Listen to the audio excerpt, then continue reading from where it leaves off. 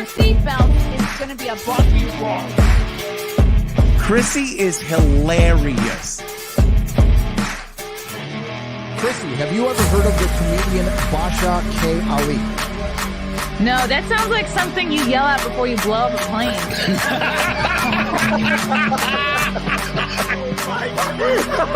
Basha K. Ali!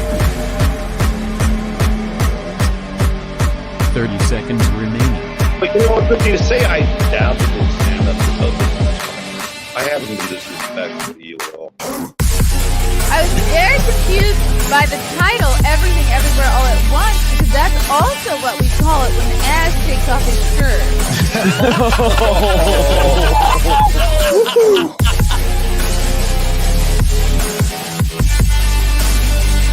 I shouldn't be up here. I should be in school on the other side of the ocean. What's up, boys and girls? Welcome to another episode of the Chrissie Mayr podcast. If you're listening right now on YouTube, please go ahead, like and subscribe. I'm trying to get to 100,000 subscribers by the end of the year. Who knows if I'll do it? It's my Christmas wish. Before I bring in my fabulous guest, I have a couple of stand-up comedy shows to promote. Guys, this is very exciting. I will be going to Tampa, Florida this weekend. All my tampons. I better see you guys there. This Sunday, I'm headlining the Side Splitters Comedy Club. This Sunday, December 3rd. Nice early show, 7 o'clock. You can still get home in time to put the kids to sleep or drink yourself into a blackout. Whatever. It fits all lifestyles. The lovely and talented Keanu Thompson will be opening for me this weekend. Then, first weekend of the new year, I'm heading to San Diego. I'm headlining the Mic Drop Comedy Club Friday, January 5th and Saturday, January 6th. The lovely Lila Hart will be joining me at those shows. And just added today, I will be going to Texas, headlining Hyenas Comedy Club again in Dallas, Texas, Thursday, January 25th. Tickets just went on sale. I told you guys I would sneak in another little Texas trip before I push forth another life into this world. I'm going to start acting like I'm a hero just for getting pregnant. I think that's going to be my new personality. I'm a sacred vessel. Okay.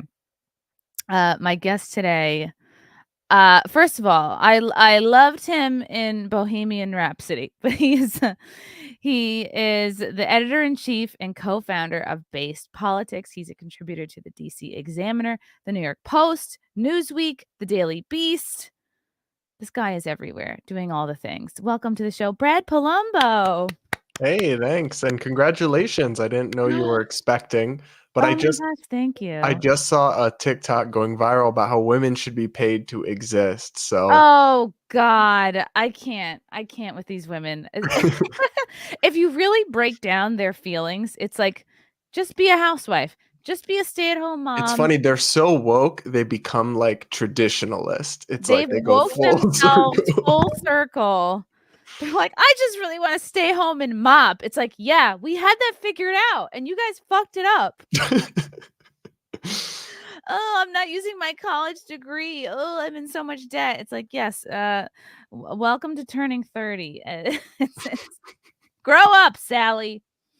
But yes, you must get the Rami Malek reference all the time. I do, though. Usually it's an iRobot thing. Wasn't he the guy from iRobot? Oh gosh, I don't know. I know him from Bohemian Rhapsody. Okay, but people tell me I look like him all the time, and I think it's because my eyes can sometimes look a little bug-eyed on camera, and he's got that look to him. But he's not a bad-looking guy, so I've never taken he is a offense little to it. goofy looking, but you're definitely a better looking version of him. Like when he looked very convincing as a Freddie Mercury, and then you kind of see him out of character, and his face looks a little strange. Like you're a less strange looking version. I wanted this Only to be a little strange looking. I wanted this to be a compliment so bad. It's just not going that way. That's okay. You develop thick skin doing this kind of thing. You should see my Facebook comments.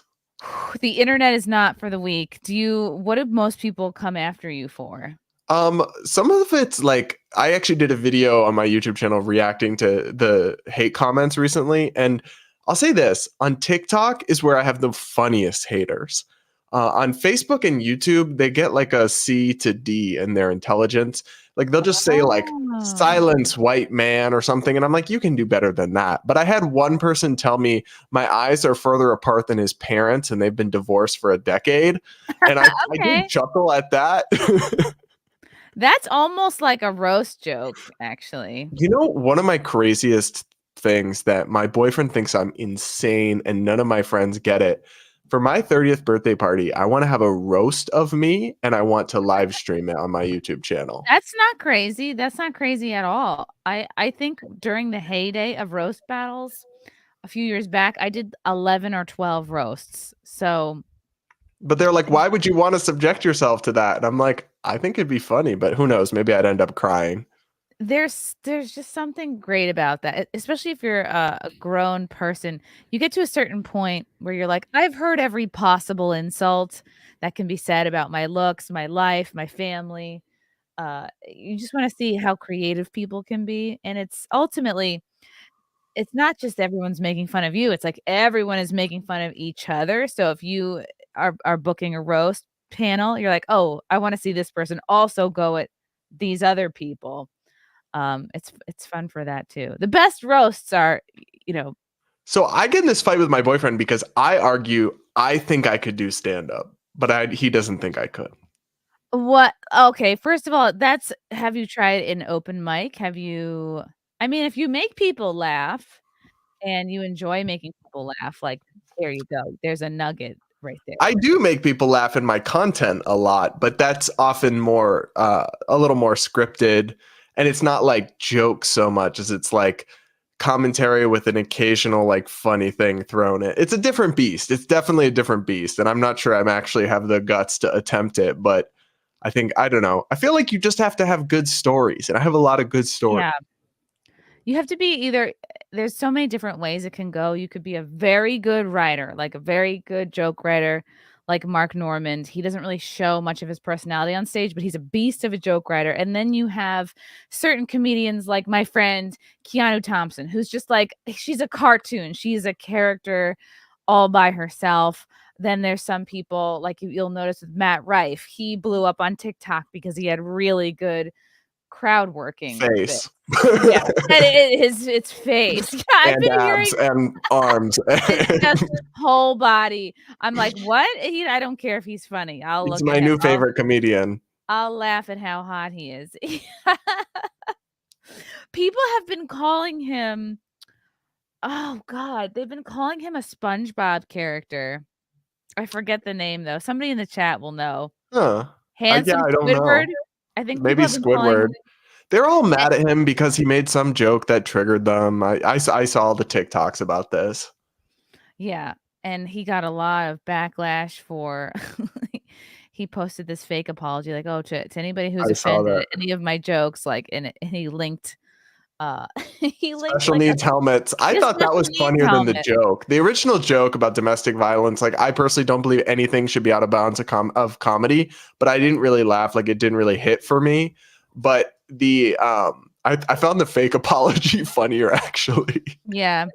There's so many I've seen so many people come out and start to hate on this kid, and I'm like, "Look, he's doing great, okay?" Like, he built his entire fan base basically entirely off TikTok, then booked a completely sold out year-long world tour. Like, he's doing great. Like, I don't And think the he thing cares that I if people really think respect about him is he did it for so many years before finding success and he kept going. He Mhm. didn't quit. I don't remember off the top of my head, but I think it was like 7 years or something where he was making like 30K and doing basically open mic nights and like very Yes. like really struggling, and then he finally hit it big. And it's like you gotta have to respect somebody. He didn't inherit a tiny loan of $1 million from his father or something and like build Oh, himself a right. studio or just hit it quick his first month in action. It's like you got to respect the grind and the hustle even if he's not for you. You gotta respect, yeah, the love of the game. It's like, would you be doing this if you couldn't make a living at it? And I've been doing it, God, when did I start? 2010. Always had 1 or 2 other jobs. to pay bills and pay rent. And only for the last 2 years have I been just doing YouTube and stand up. So, and then you'll hear comics say like, "Oh, you're not even a real comic until you don't have a day job anymore." It's like, fuck all that.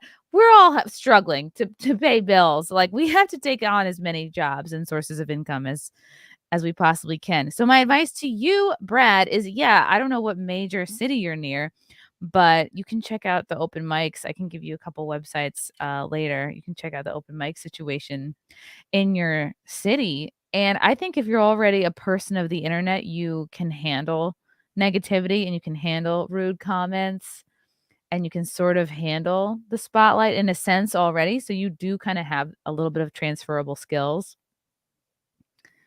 So I would say, go for it. I tell everyone to go for it. Don't be afraid. And you I guess. do it. Absolutely do it. And then have a roast. Have all your friends roast you. How did you get into the YouTube world? Oh boy, where to begin? So I've only been doing YouTube serious for like maybe a year. And I've had it for a couple years, but I was very sporadically uploading. I started, actually, I went into college thinking I wanted to be a lawyer just because I like to argue with people. And you look great in a suit, I'm sure. Yes, I do. But I ended up just kind of on a lark, like signing up for the campus newspaper because I was looking for other extracurriculars to do and to get involved and other stuff. And they just needed extra people for the opinion page. So I ended up kind of by default being shuffled along and writing opinion columns. And I didn't know it because I was just trying to save money and not go into debt. So I just went to like the generic public school there where I lived, the University of Massachusetts Amherst, which is like the flagship public university. UMass, the zoo, the home of Trigglypuff. Really? Yeah, that gif of the girl, the massive overweight girl going is from my campus. Yeah.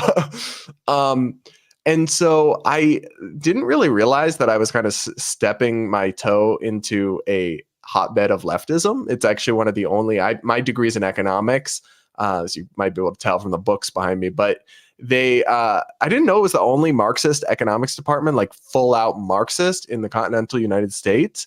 And I also didn't know it was like one of the most rabid social justice campuses in America. I just was like, oh, I get in-state tuition. I'll go here.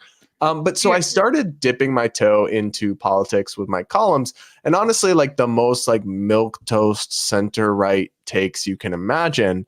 And this shitstorm that hit me was just unimaginable. You might remember this, but some like Gen Zers, like Zoomers in the audience won't. But Facebook used to have like a local trends thing. And in my area in Amherst, so it would show you what was trending like near you. And in Amherst, the town of Amherst, which was pretty much just the colleges, every time I released a column, hashtag Brad is bad would trend locally in Amherst. And I got like literal death threats on multiple occasions. People said my words were violence. It did not go over well, but I loved it because I've always been a little bit of an attention whore. So I went and doubled down and kind of made a career out of journalism and political commentary. I got a job at a magazine after college, but I've kind of morphed my way into the new media space because it really is the way of the future. I mean, I always tell this story where my boss at the magazine I was working at, like the editor-in-chief, he was telling us we should be writing about what they're talking about on cable news. And I said, well, what about what's on the homepage of Reddit? And he looks at me and he says, what's Reddit? And I'm like, knew it. All right. Reddit. How old? All right. This old school media thing is it's not really going to be the best path for me. So that's why I started my own venture based politics.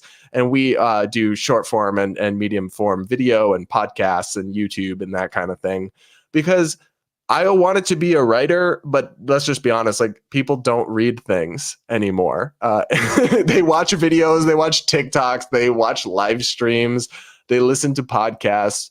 And when they do read things, they skim them. But the days of being a newspaper columnist and you are paid a full salary and benefits to write 1,200 words a week, those days are, except for like really grandfathered in institutions and gigs, they're long gone. So if you want to kind of make it in this space and make a full-time go of it, you kind of have to wear a bunch of hats, YouTuber, podcaster, Instagrammer, all this stuff.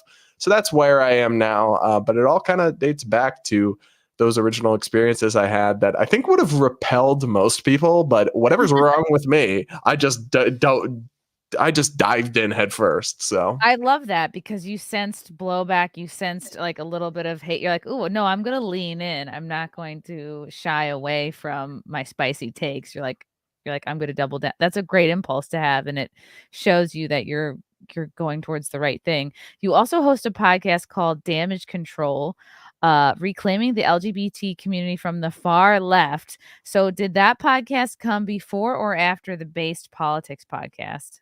Yeah, so Base Politics is the original project. It's the nonprofit media company I co-founded, and that's our flagship politics podcast. But the second podcast came later for Damage Control. And I started it about 6 months ago, and I've kind of been blown away by how popular it has been. Basically, I don't know if you've noticed this. I think you have, but the alphabet people have kind of lost their shit. And so why? How did we get here, Brad? I know Well, you can't speak for everyone. I But can't speak for everyone, but I do have some theories. But I feel like I've been witnessing some. Basically, I felt compelled to start the podcast because the LGBT category, and it's really more of a category than a community. It's not actually politically monolithic if you actually get to know people in it. A solid 20 to 40%, somewhere in there, aren't leftists, aren't hard left, aren't progressive, aren't, gender ideologues.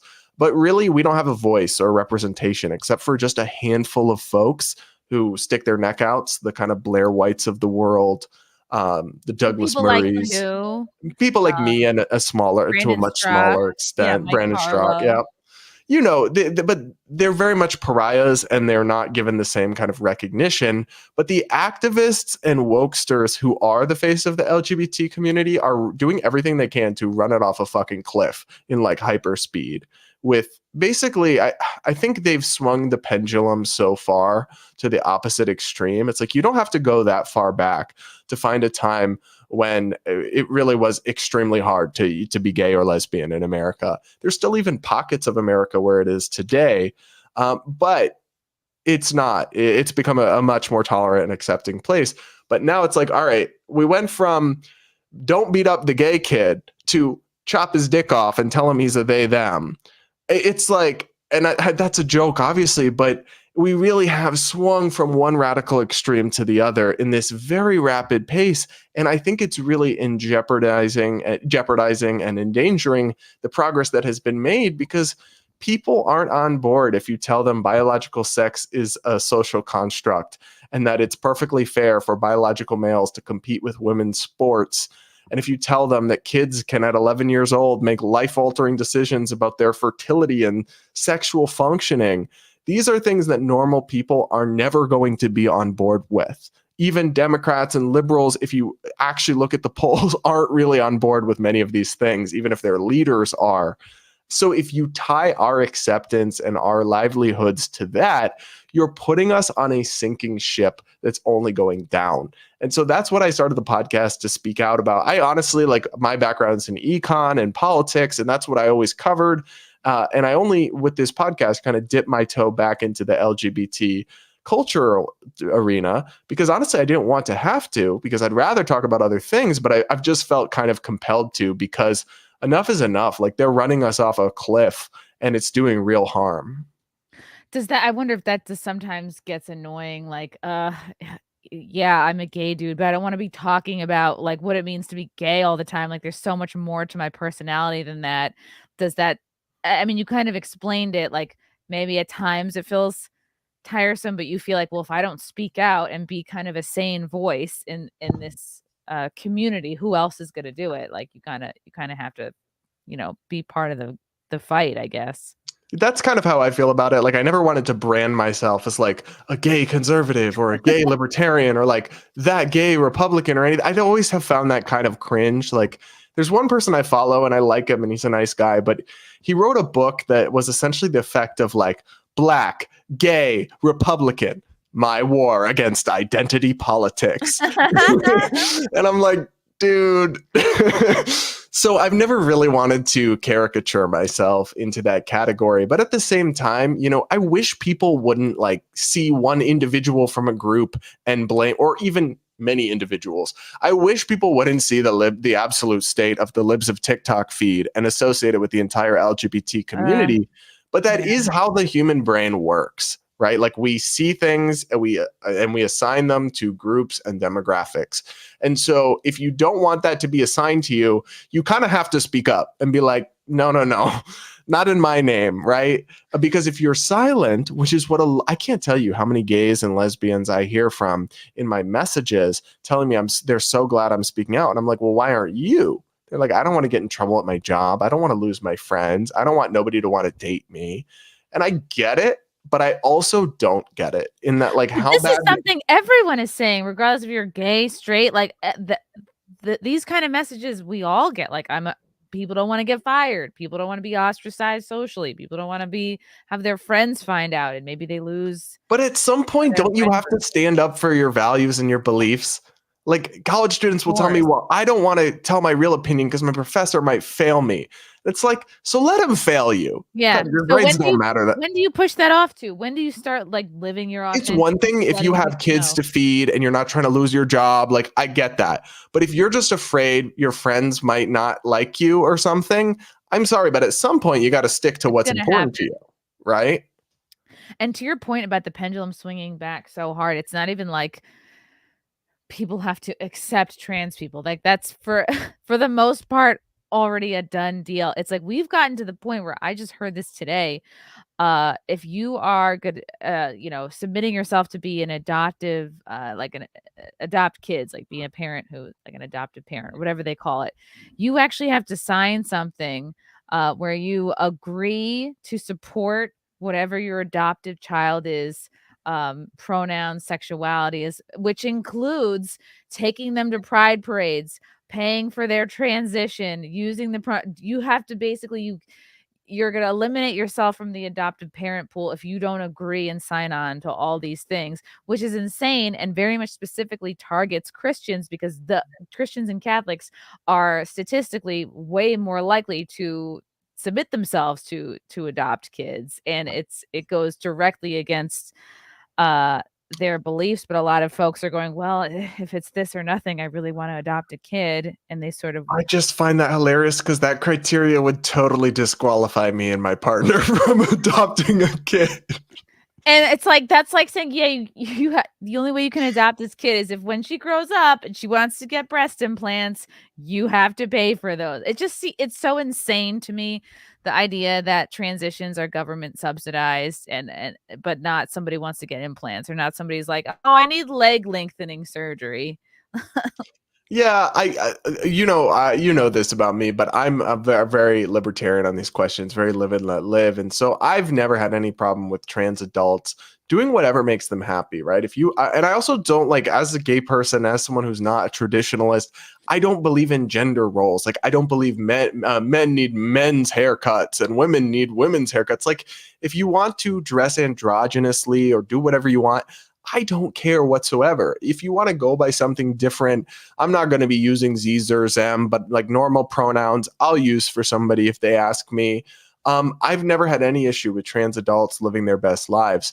But I think anyone who pretends there's not a tremendous and fundamental distinction between children transitioning and adults transitioning is not being intellectually honest. These are not the same thing.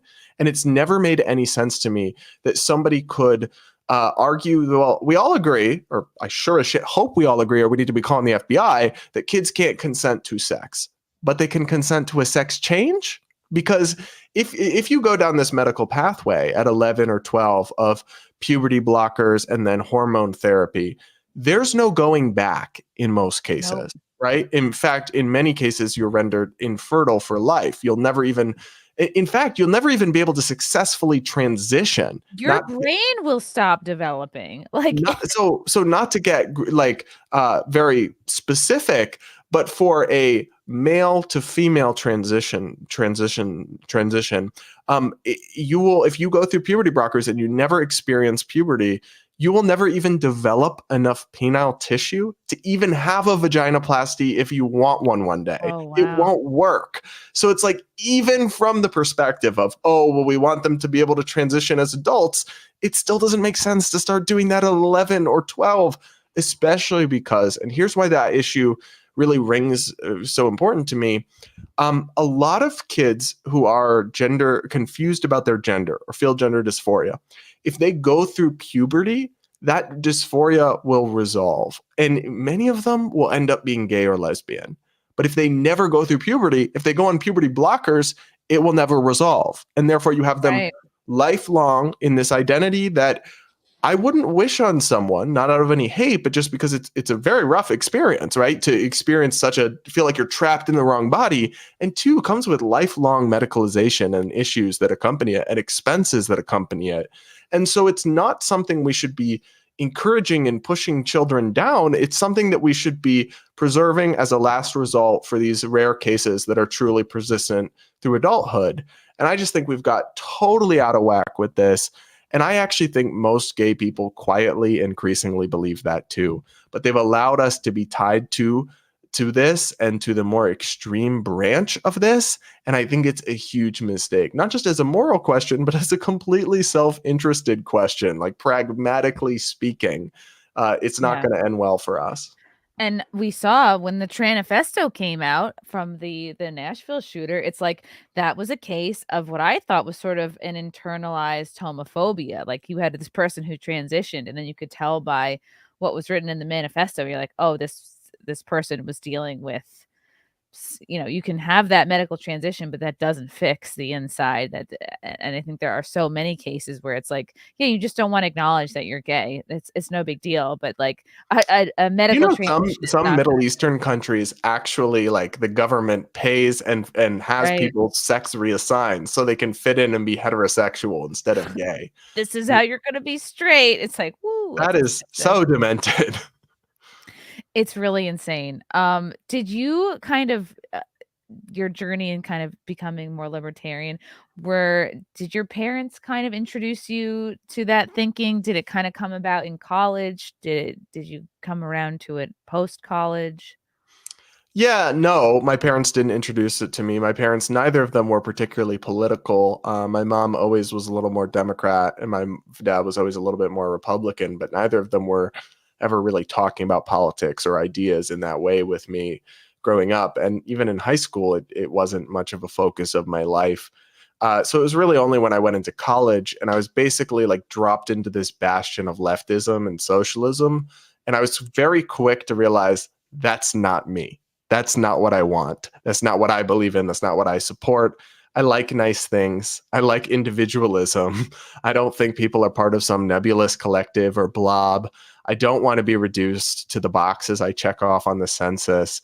But then it took me a while to figure out, well, if I'm not that, what am I? Because that was at the very same time that Trump was like coming down that escalator and announcing his presidential campaign. And I've never supported Trump. I've never been drawn to Trump. I've always had very serious and grave issues with him. And so I never saw his brand of republicanism as something, oh, like I'm attracted to that in any real way. One of the only things I liked about Trump was that he was actually pretty chill about the gays. Very chill. Yeah. But on other things, I felt very isolated from him. And so I don't even, I've kind of migrated intellectually. I think I did what a lot of young people do, which is if they grow up in one extreme, they kind of swing to the other, and then you figure out what you really believe and you end up somewhere in the middle. So I definitely had a little bit of a reactionary response to encountering the leftism in college and kind of swung to just kind of threw myself in the opposite direction. But over time, I think I've come to more kind of like nuanced center right libertarian opinions on most things. But I still I hate the word to use libertarian. Like, I don't know if you see libertarians acting up in these streets, but they're like fucking clowns. Like, it's just such an embarrassing word to be associated with in any way. So I would say, like, I'm very fiscally conservative. I'm socially moderate. I'm an America first type of person on foreign policy. So in many ways, I'm broadly libertarian, but I just what a calamity that party and movement is in so many ways. And so I don't really like to brand myself with that either. So I'm just kind of in an island over here screaming into the void. Like we all are. What do you think are the cringiest or the kind of worst parts of libertarianism, either policy wise or just how they brand themselves overall? Oh, I think I have a bunch of problems with it. One of them is just like branding and rhetoric. And so sometimes they'll just, especially the official Libertarian Party accounts, will post like bring back child labor, or one of them said like libertarians are more oppressed than black people in America. And I'm like, this is just low IQ trolling from like actual political party accounts. Like this should be on some oppressed isn't the right word. Right. Some like shit post meme page, not an official party account for the largest third party in America. So I think there's that level of it that's just very off-putting to me. But then also on the ideology, I think the Libertarian Party has been kind of hijacked by anarchists, and I'm not an anarchist. I no hate to them, but like I'm classically liberal in the role that I see for government. And so you like your streets and your fire department. I believe police should exist. I don't believe in a completely open border. You don't want to do just a neighborhood watch? No, I think I've the idea of like a GoFundMe for the military is perhaps my like funniest thing. It's like that is funny. It's just in economics you learn about like the free rider problem and public goods and some things that really just don't jibe with this idea of an anarchist society. And they have like thought experiments and responses and ideas of how this could all magically work somehow, but I just don't find any of it realistic or pragmatic in any sense. It's like we're going to have a hard enough time reeling back the government we have, let alone convincing people to embark upon a journey towards a stateless society. Like maybe we could just get back to the Constitution and then have that level of government, and then we can have those conversations after that. But I don't think that's. Oh, and then the other thing is like there's a difference between being libertarian and libertine in the sense that I've encountered a lot of libertarians, especially in DC over the years, who are not like, there are many things that I think should be legal that I also think are immoral and gross. So, for example, I'm not someone who thinks you should be thrown in a cage if you do cocaine. I do think that should be decriminalized. But there's a big difference between that and the libertarians who are like, yes, drugs are amazing. Oh, yeah, they got to get off the drugs. It's very easy to not take the libertarians seriously. That's why, like, I don't know if you've heard of Larry Sharp, but he was one of the first. He was the guy who actually convinced me, or not convinced me, but had a long conversation and made me realize like, oh, wow, I'm definitely not like a liberal Democrat anymore. Like my views have really changed, and helps me kind of like let go of that part of my identity. Just he had a lot of great ideas, and he takes himself seriously. He's a great speaker. He can speak to anybody on any level at any level. Just a really cool guy. He ran for governor of New York couple times. Yeah, I know Larry's a good guy, but so many libertarians aren't like that, right? They want to talk about like sex robots and cocaine and mushrooms and all this stuff, and it's like I can simultaneously believe that individual morality should be an individual decision without basically deciding that individual morality doesn't exist and people should just do whatever makes them happy. And it's just not the most important thing. Like age of consent and drugs is not, especially oh my God, now. why do they go in the age of consent? When they go into the age of consent thing, I want to scream. I'm like, one, you're telling on yourself. I mean, that's not to say there aren't like from some of the stuff I've read, like there are valid concerns about people being put on the sex offender registry too easily. Or like I think get it for peeing in public. Yeah, so it's not like we should never discuss any issues surrounding these things. But when your first thing is like, man, we really got to roll back those age of consent laws, I'm like, no, don't do it. Well, a topic that definitely rolls. This will roll organically into this topic. Because I think Biden has been talking about, it just seems like many folks have been talking about loan forgiveness, but particularly Biden has been kind of obsessed with it since he's come into office. This promise that he is going to do all this loan forgiveness. I think that was one of his really big things that he ran on when he was getting elected. Biden will not be deterred from using your money to pay off other people's student loans. How is this possible? This seems like it shouldn't it shouldn't be allowed to happen. So basically, after the U.S. Supreme Court in June, they struck down his unilateral attempt to forgive at least $400 billion in student loans. Biden has diligently sought ways to work around this serious reprimand. He has landed on at least one option that is more costly than his original plan, and this will be more difficult to challenge legally. The millions of Americans who have already paid off their loans, like me, or have opted to forgo college altogether may find this development irksome. I mean, how? So he's just going to take this out of taxpayers? Like, how is he going to pull this off? So I've covered this this I've covered this for years now, in and out, because it makes me want to scream and pull my hair out. So just a little bit about my story that connects to this. I wanted to do everything I could to avoid student loans. So I could have gone to Boston College. I could have gone to some really nice private university.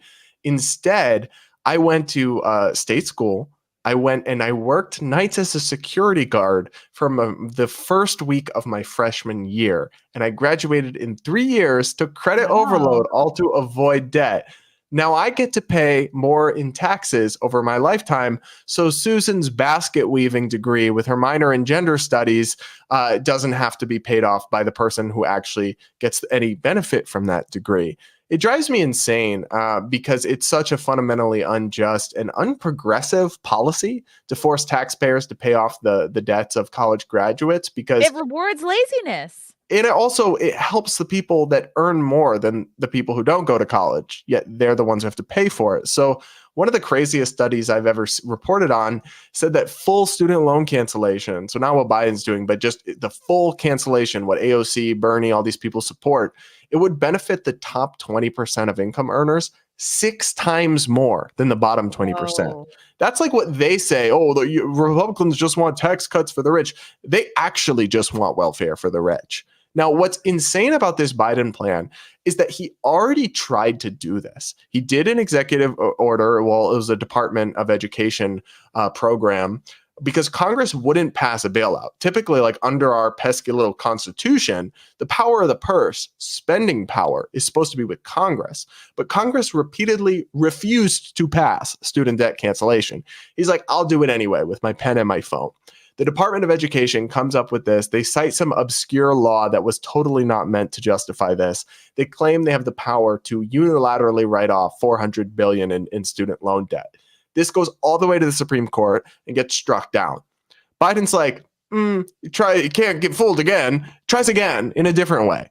This way, he's doing a income-driven repayment plan, which already exists, but he's basically making it super generous so that your loans will be capped at 5% of your discretionary income, your loan payments. And if you make that for 10 to 20 years, your debt just goes away. The rest of it goes away.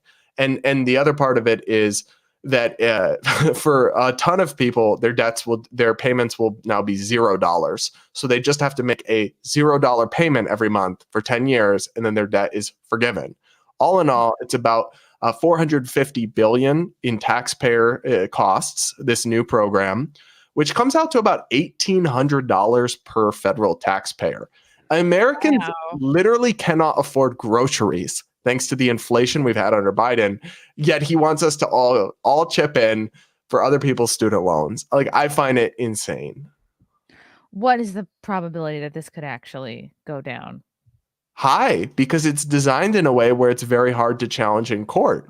Even his last one, he almost got away with it, even though it's flagrantly unconstitutional, because it was hard to find somebody who had standing in court to challenge it. You can't just be like, well, I'm a taxpayer, I want to sue. You have to have very specific legal standing. And it was very difficult to find people who had standing. They eventually found a Missouri State Student Loan Agency that had standing. But with this one, it will be hard. It might get challenged. But the more important thing actually is even if it does get challenged, it won't be struck down ultimately before November. And that's all Biden cares about. It's a desperate attempt to bribe young people to vote for him. And I don't know if you saw this. He sent 800,000 people an email this week from the White House saying, "This is President Biden. I wanted to let you know your student loan balance has been erased." These people that are benefiting from the new program, he sent them all an email.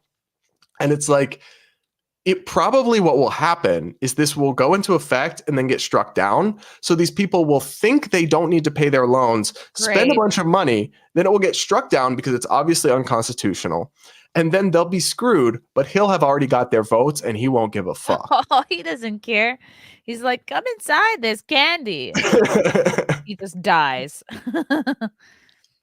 Wow, this is unbelievable. And then you have Ro Khanna of California tweeting out 2/3 of student loan borrowers say they didn't know their payments were restarting after a 3.5-year pause. Over 2 million report they never received a bill or received it with short notice.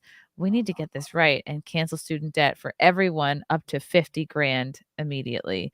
That's And insane. this sounds similar. Like you just want to get the young people on your side. Yeah, but you know what's crazy about that? I don't know about you, Chrissy. I didn't get a 3.5-year pause from paying my bills during the pandemic. Did like, but student loan borrowers did, and not only did they get a pause, they actually got the interest payments forgiven.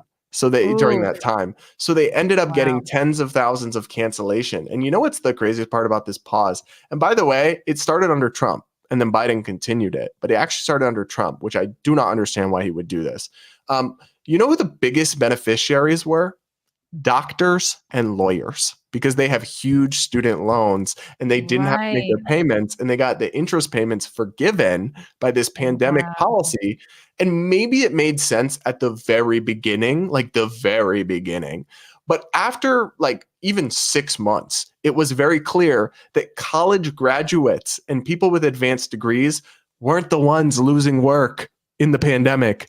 They were fully capable of continuing to pay their bills. They were all working remotely. They were the laptop class. Like, they're people like you and me who can do our work remotely. It wasn't them who were screwed over by all the COVID tyranny. It was they were shutting down construction. They were closing gyms. They were closing. Exactly. So why do the laptop people need a vacation from personal responsibility? A 3.5-year break from paying their bills? That never made any sense. Right. And those master degrees are so expensive. All those advanced degrees. Damn. It really does just help out the really top percentage there. So sneaky. This does make me angry too. Wow, the more I read about it. Pisses me off so much, especially because of my personal investment in it. It's like, it turns out I should have gone to the frat parties, taken my sweet ass time, and then sucked off the taxpayer teat, right? Like he really is making suckers out of the people that actually did the right thing. And that's kind of the opposite of what you'd think you'd want to do. Right. Look, he's trying to groom young people to be the new welfare class. Like, look, hey, you relied on me for your student loan forgiveness and whatever else. And don't budget. Don't pay anything off yourself. Just lean on daddy government forever. Yikes. Okay. Can Biden be stopped? Good luck. Well, great. Oh, that's not comfortable. What a heading. Oh, boy. Well, what can normal people do about this? Anything? Not really, to be honest. They got to hope it gets struck down in court, and then obviously don't support politicians who are pushing this. But no one supports it anyway. That's the thing. Like, it's not student debt forgiveness isn't popular in the polls when you explain to people what it costs and what it entails. It's just that they know it will appeal to specific voters they need, and so they go full steam ahead with it. It's like, it's very strange that the Democrats are supposed to be progressive, which progressive policies are the ones that help the working class and the poor.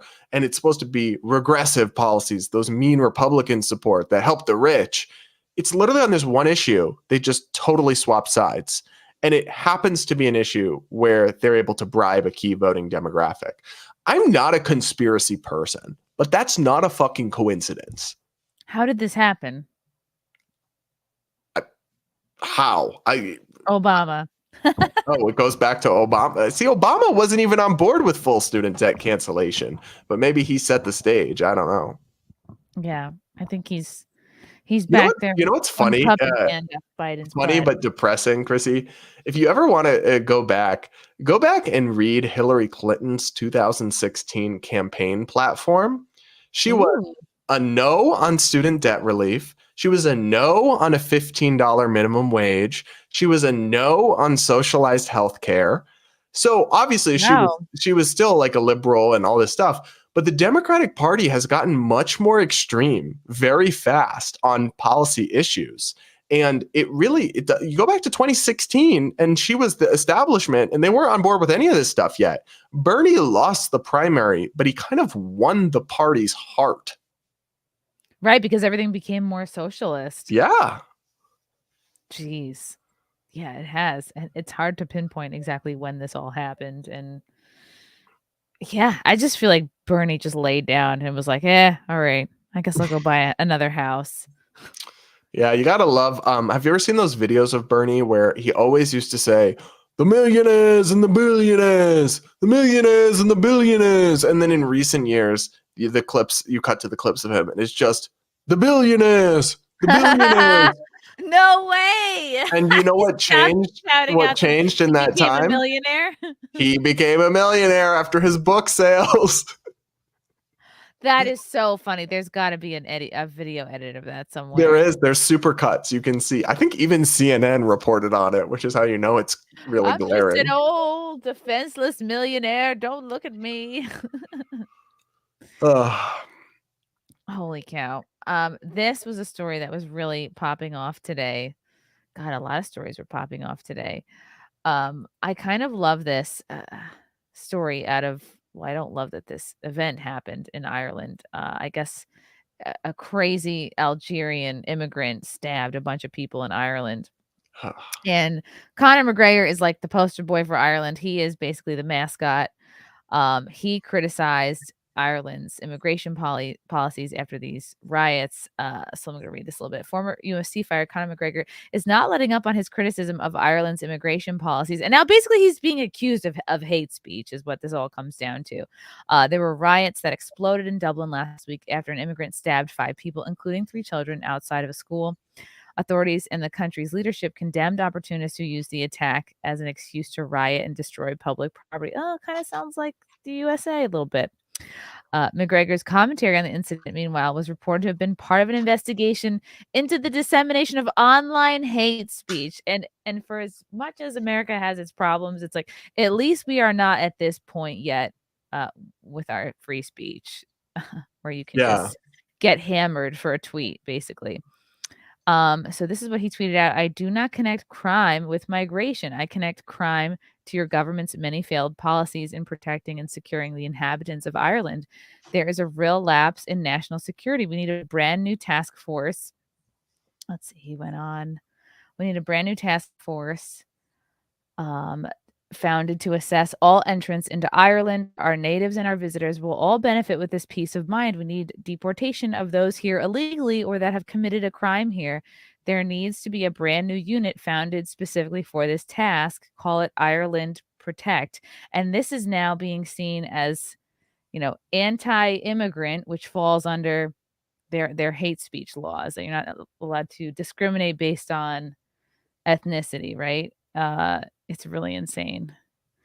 The entire concept of hate speech laws that exist in Europe is very Orwellian to me because all hate speech really means is speech that I hate, right? As soon as you can criminalize hate speech, it just can be any opinion that's critical of the government or their policies. And like, look, I don't support rioting, but I can see why people would be upset if such a terrible thing happened. And immigration is a sticky issue. It's one people have very strong feelings about. It's one that is very complicated. And the best way to solve that is through open debate, not investigating people for hate speech because they expressed an opinion on it. That's just totally Orwellian and creepy to me. But I will say, like, I'm not somebody who I don't think America's perfect. I don't think there's anything wrong with criticizing ourselves or our government. But like our First Amendment is pretty darn nice that compared to the rest of the Western world. I've seen videos of people, video after video after video of people in Britain being arrested for something they posted on the internet.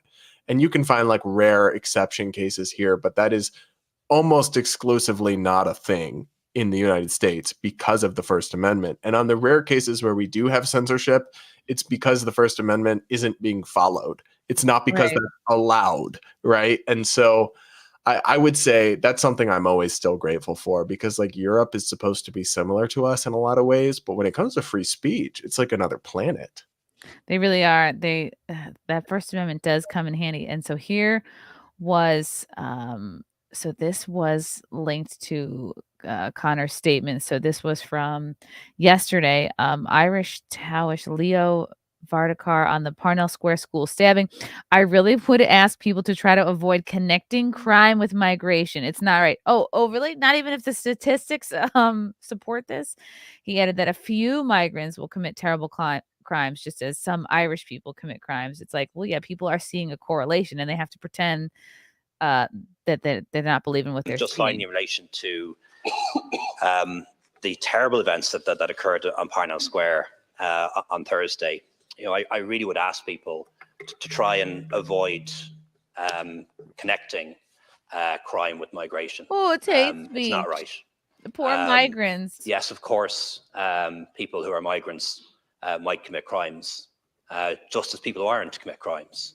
In a country of 5.3 million people, if you have hundreds of thousands of migrants, there are going to be a few of them who commit terrible crimes, just as there are people born and bred in Ireland. Boo, because it's like this is happening worldwide. It's easier to get into a new country. There's no assimilation. There's no respect for the country that you're going into. You're not trying to learn the language, fit in, get a job, get your kids into school. You know, do it the way that we all have been used to doing for decades. And with that lack of respect and work to assimilate, you're gonna be like, oh yeah, why should I follow rules of polite society? Why should I just not stab somebody? You know, and it's Just almost crazy. like- He's like, don't connect immigration to crime when discussing a case where an immigrant did a crime. Did a crime. I'm just confused. Now, like, we should have a conversation about what are the stats. Is it true or is it not true that in Ireland, immigrants are more likely to commit crimes than natives? I don't know the answer to that. Like, I'm not familiar with Ireland's immigration policies, but the idea that that's somehow verbatim to question is just silly. It's like, I don't know what they're going off about or how they think. It should never be considered hateful to discuss facts. And if the fact is that an immigrant did a crime, then to discuss the connection between that immigrant's immigration status and that crime isn't hateful. It's stating facts. And that's where a lot of this hate speech stuff goes. They're really trying to shut down criticism and opinions and the citation of facts that they don't like. And I find that really disturbing. Exactly. And then that's where our First Amendment rules can be abused here in this country. It's almost like we're kind of bullied or like socially pressured into ignoring our First Amendment rights. It's like, well, it's not nice. Well, it's like the woke people are upset. Like, well, the victim groups are upset. And that really doesn't change much. And it's great to see Connor double down because he's a public figure. A lot of people respect him. And he is kind of like a beacon of truth on this issue, where probably most folks are afraid to speak out for all the reasons we mentioned before. Like, yeah, they will lose their jobs. They don't want to get slapped with a hate speech crime on their record. And this is another issue here. This came out too. Someone had had spray painted Irish Lives Matter in Belfast. It just blows my mind, like just how awful things are outside of this country. So there's signs against rehousing illegal migrants. They spark hate probe. Let me see if I can refresh this video because they showed where it was spray painted. And it's just funny seeing like, oh, spray painting Irish Lives Matter. Okay, that's hate speech too. Wow. Okay. Yeah, here it goes. It was spray painted on a wall outside the Kennedy Center in West Belfast. Okay, there was another sign in a neighborhood that would no longer accept the rehousing of illegal immigrants. And now they're being investigated by local police as hate-related incidents. Can you imagine if someone during the Summer of Love, if Black Lives Matter was spray painted everywhere in this country, can you imagine if someone was like, "Oh, that's actually hate speech"? That's hate-related incident. Like that shouldn't be a category of crime that exists. Either somebody was assaulted or somebody was robbed or there was somebody was property was vandalized but like hate occurred. Like what? Right. I mean, I could say anything. I could say I hate your pro-choice rally. Does that make it hate speech? Right? Does that mean it's a hate incident? That's so fundamentally subjective. It's just the idea that won't be abused to shut down debate and discourse is just, it's crazy. And then That's exactly what it's for. It exists to distract you from the issue or the crime at hand, to be like, "Oh, well, we have to ignore what just happened because potentially hurting someone's feelings with hate speech is actually more important." It's so backwards. And this idea that you don't have a right to never have your feelings hurt or never be Right. offended. You have a right to not be harmed physically, or not be robbed, not have your rights violated, but you don't have a right to intellectual or emotional comfort. And that's like, this isn't preschool, babe. It's the real world. Like nobody, how, if I could walk into a room and everyone there had to adjust their thoughts and words based on what might possibly offend me, how can anyone ever discuss anything, right? Because what's offensive is subjective and people are offended by different things. And it's like, I'm so sick of these people conflating offense or emotional like distress with harm or violence or crime. These aren't the same thing. And frankly, it's an insult to people who actually have been harmed and actually been victims of crime to compare you having your fifis hurt with literal hate crimes or violence where people are beat up or robbed or assaulted. Yeah, and I think even our own governor in New York here, Kathy Hochul, was using just the rhetoric of anti-Semitism or whatever, the Israel-Palestine conflict, to be like, "Oh yeah, now we're gonna start this initiative where we're gonna go through social media Yes, posts I saw and that. try to filter through, looking for hate speech." And it's like, what? It's the same exact thing you're saying. It's like What could the possibly go government wrong? doesn't need to be in the business of worrying about our damn feelings. It's like, deal with the homeless. They can't build roads without potholes. Like, yeah. It's scary. It's just like, it's a sneaky way into being more Chinese. It's a sneaky way into we're going to end up like North Korea if we follow this path. Like the social credit score coming to an area near you. Yeah, I can't wait to choose from one of my 10 pre-approved haircuts. You know what's actually really sad? I tell this story sometimes, but when I was in college, I was on the mock trial team, and I had a teammate who was an international student from China. And one of the most beautiful things I ever experienced was we went to a gas station. We're driving around to other schools to do our competition. And she says to me, "Oh, I can't believe how many kinds of chocolate bars they have." I'm like, "What do you mean?" She's like, "In China, we have 2." And I'm like, "You have 2?" Wow. And she was like, this was some dusty ass Sunoco or something. And she thought it was like, wow, the like Garden of Eden. Yeah. And then we're talking more, and she was like amazed that in America, citizens can own guns, not just the government. Like her jaw dropped. She's like, "What do you mean?" And then when she was like shocked, "Wait, you can say whatever you want about the government on the internet and your family's not going to get arrested?" I'm like, "Yeah." Wow. So it puts it in perspective. It really does. You see all these, especially I'm on TikTok, not because I believe in that app, but because I mine it for content. And the number of like pink haired they thems you'll see that will like talk positively about these communist countries. And I'm like, if you actually were there for 5 minutes, go live there. Yeah. you would stop Be shitting my on guest. America all the time. I really want these people to like stop the talk and just go move there. Oh, if Trump wins again, please share, please move. Yes, I would love. It's like your career's over anyway. the idle threats are so boring to me. Oh, Magnum Norris, thanks for the super chat. Yes, gotta do that grind or stupid chat shall ensue. I'm not sure what this is in reference to, but I appreciate the spirit of the super chat.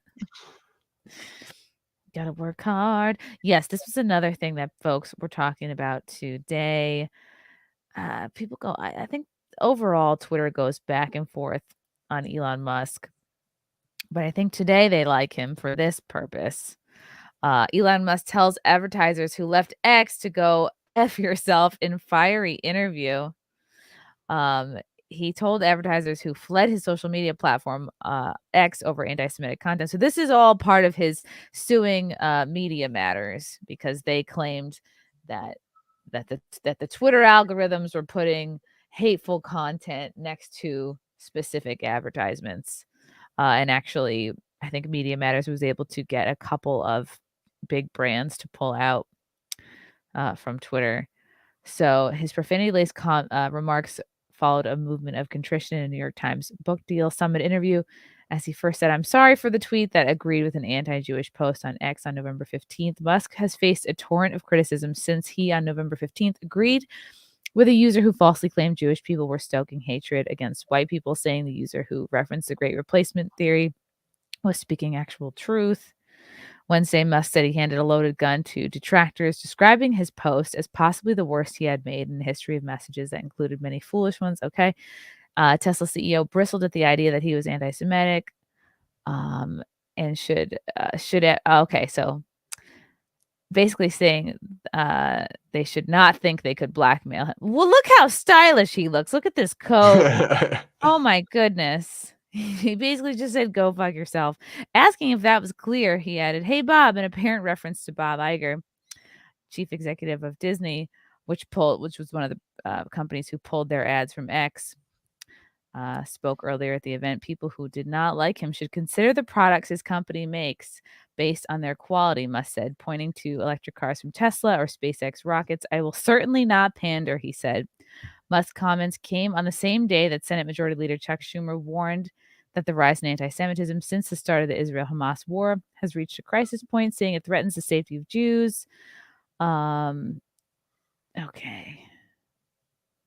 So basically, Musk is doubling down, and he is not showing any fear. He seems to not want to compromise free speech on Twitter for just to bend to the will of corporate advertisers. So what I found very funny about this was Musk dropping 2 F-bombs while CNBC had him live streaming. I could be wrong, but I think they're going to get hit with huge fines from the FCC for that. Oh my gosh. Because normally they have a delay and they can bleep, but there was no delay. And so his 2 F-bombs were just broadcast on air. So I could be wrong. I'm not super familiar with it, but from what I know about TV, I think they might get hit with massive fines, which is kind of hilarious. And look, I'll say this as a consumer or a viewer, it's very entertaining to watch. If I was an investor or shareholder of Twitter, would I want him to play nicer with advertisers? Yeah, probably. But if he's willing to turn X into a free speech platform, even if it loses money, because the problem is like even Jack Dorsey at times seemed like somebody who believed in free speech, but he really ended up having to cave to these people. And so if he's willing to lose money on X, then maybe he can follow through on his free speech commitments. I've actually been a little disappointed with him so far, though. What has been the most disappointing? So he's done some things that really aren't all that free speechy. I mean, he banned Kanye for tweeting a like Nazi symbol, basically. And look, he hasn't brought Alex Jones back. There's still a lot of folks who haven't come back. I don't like that content or those people, but it's free speech. He said that he would allow any speech allowed under the First Amendment on Twitter. And then he kind of hasn't. Like, he also throttled Substack for a while because they launched that competitor to him. He's done takedown requests from the Indian government where they've asked him to remove tweets, and he's like removed them worldwide.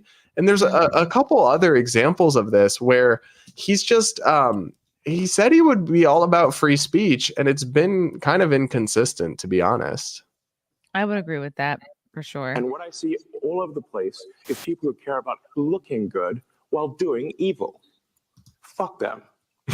And what I see all over the place is people who. Yeah, he's always been iconic for like his one-liners and stuff, and he's always like really fun to watch in interviews. Like there's one with the BBC or something where he just goes to the person, "You just lied." And I love that. Oh gosh, here's another little snippet. Right, but is he overall a net good? I would say probably yes, but he's still not been what he promised to be. Mm-hmm. Oh, well, like here's this thing, and trust me, I don't want to open up a can of worms with Israel Palestine. I'm not an expert in that. No. God, people get pissed.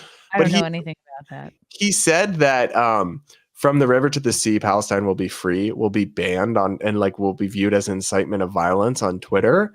And look, that is a phrase that people interpret as violent, calling for the violent destruction of Israel. But the people who say it don't view it like that. And regardless, what he promised was, if it's allowed under the First Amendment, it'll be allowed on Twitter. And that's allowed under the First Amendment, but he's banned that. And he even said he would ban the phrase decolonization on Twitter. Oh, wow. So he's like started to put some heavy-handed censorship in the Israel-Palestine debate on Twitter. And it's like, I'm not weighing in on it really, but I'm just saying that should be an open and free-flowing debate. And he's kind of seemed to backtrack under that one. And I get that there's enormous pressure and emotions with that issue, but like that was kind of the point. Like if you stick to free speech, except for when it's really hard and really emotional and people have really strong feelings, well, then that kind of defeats the point, because those are the only times it's in jeopardy. Like nobody's waking up trying to get people to delete other people's food opinions, right? It's like it's only the issues where people actually are the most passionate and heated that you actually need to protect the free speech in the first place. It's true. It's like then it becomes very much a slippery slope, and it's like, well, I'll cave on the issues that I get a lot of heat on, and You're I'm inviting sure more heat. Yeah. And I'm sure he's worried about the effect this has on his other companies. And he's definitely not operating in a vacuum. So it is frustrating. Oh, in hot water. Hello. All of Twitter is celebrating Kissinger's death right now. Oh, I thought he was dead already. No, breaking. Henry Kissinger, Cold War foreign policy visionary, dies at 100. I just saw that pop up. Oh, 101. I mean, that's a great run. I think at 100, but still, also, I'll take it. Come on. No complaints if you live to be that old. I thought when it was the other day, it was Jimmy Carter's wife had died. I thought Jimmy had died. I thought they were just doing an open casket. I thought they just wheeled him out dead. He looked dead, and I was like, "Oh God!" I think he might be in hospice, Jimmy Carter. Yeah. But I'm not sure. That's the kind of thing I don't know very much about Henry Kissinger. I was just like, "Oh my God, they shouldn't be wheeling him out at this age. Like, just keep him inside with a blanket." But yeah, if you can live that long, good for you.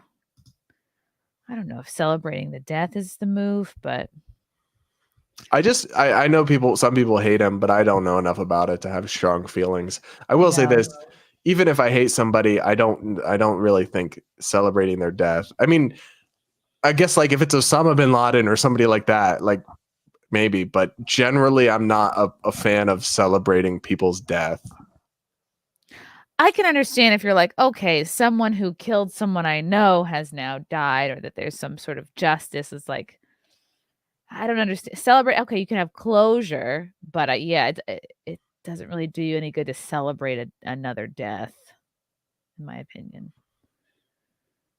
Tad morose. But yeah, Twitter's gonna Twitter. People gonna people. Twitter's. I can't quit it, so I'm a hypocrite. But it really is a cesspool. I can't quit. I can't quit her either. It's like a ship. I refer to it as a she. All aboard. What is coming up, Brad? Next for Based Politics, for your other podcast, Damage Control, anything we're in the works? Yeah, well, I've got more guests coming up that I can't actually release yet, but I recently did interviews with Blair White and Buck Angel, other people from the LGBT community who are speaking out against the insanity. And then every week I kind of cover like whatever the stories are of the week. So I'm going to talk soon about the town that banned homosexuality, according to Gavin Newsom, except Oh, wow. it didn't at all. Like basically spread fake news. And a bunch of other stories. So I do that every week on my YouTube channel. And then we have a separate YouTube channel for the Base Politics podcast, where we actually dove into this a little bit, the cancel culture questions around the Israel-Palestine debate. I don't know if you saw this actress who got fired for her post. Was it Mia Khalifa? Or was it No, somebody else? all right. That's a different case. First off, I wouldn't call her an actress. She is acting. But no, the woman from Scream 7 was fired from the movie because of a post she did criticizing Israel. And some of the post was dicey. I'll say that. Like it was kind of ignorant parts of it. But I'm just not someone who believes in firing people for saying dumb things. Right. I think maybe there's a line to be drawn where there's people openly celebrating violence or something. But if you just have a dumb opinion, I don't want to live in a world where you can't work if you have dumb opinions about things, because I hate to break it to you, but almost all of y'all would be unemployed. Yeah. So, myself included, most likely. So yeah, we dive into that. We also dive into the disturbing story of a professor, pro-Israel professor, who's been absolutely hounded and banned from his college campus because his words were taken totally out of context. Oh, wow. So we dive into all that on the Base Politics podcast this week. It's on YouTube, Apple Podcasts, Spotify, wherever. But yeah, those are my two main shows. And if you head over to my YouTube channel, you can keep up with everything I'm putting out. Wow. I hope he comes back like next year and then is teaching like a cancel 101 course or something. That's insane, but nobody's safe. Nobody's safe from the woke mob. Not even college professors. Especially not them. No, yeah, they're in the right in the oven there, right in the heat of it. So, Brad, can you think of offhand which of your videos or takes has gotten the most blowback or most, I guess, angry responses, angry comments? Like recently or of all time? Of all time. Okay, my most controversial article of all time is one where I called out a Washington, D.C. hosted an LGBTQ leather kink and fetish weekend. And I called them out and said, like, don't associate your kinks with our community. Like, we're trying to get acceptance for our families. Like, please don't conflate us with kinks. And I used harsh language that maybe was unkind and maybe I would phrase differently. I did call them degenerate. But the amount of hate and pushback I got for that article is unreal. Everybody emailed me from their anonymous account, like all these kinksters who want kink to be added to the LGBT community. It's like I stirred a hive of haters I didn't even know existed. But I think I was a bit harsh, but I still stand by the take. Yeah, you're like, not all of us want to get tied up and beaten and poured wax on and shit like that's that. Straight people do that stuff too. So just don't make it a sexuality thing. Like, but you know what it is? They're trying to ride our coattails. That's what a lot of these people are doing. There's also like a fringe, weird, minor corner of the internet that wants to normalize minor attraction and add it to the umbrella, and absolutely not. Thankfully, even the crazy LGBTs mostly are on board with that. But it's like they're trying to ride the coattails. Do you know what I mean? It's like because gay people achieve such rapid acceptance and normalization, other people are trying to like hijack onto it. But I don't know. Weird group. Yeah. Have you seen the Dave Chappelle bit that he does about this, where he's like, they're slowing down the car. They keep packing the clown car. And now it's not just, it's slowing down. And now the weight is dragging it backwards because it's back down the hill. Gosh, that's perfect. Okay. I have to look that up. That's a perfect description, man. Well, I'm glad you're in the space. I love your content. I think it's important. Other than following you on YouTube and going to your website base-politics.com, anywhere else where folks can find you. Twitter, Instagram, Facebook, everywhere. But yeah, that's the main place, is on the YouTube channel. And of course, you can check him out in Bohemian Rhapsody. And iRobot. And iRobot. Brad, thank you so much for coming on. Really appreciate it. Thank you guys in the chat for your questions and comments, and we'll see you guys next time.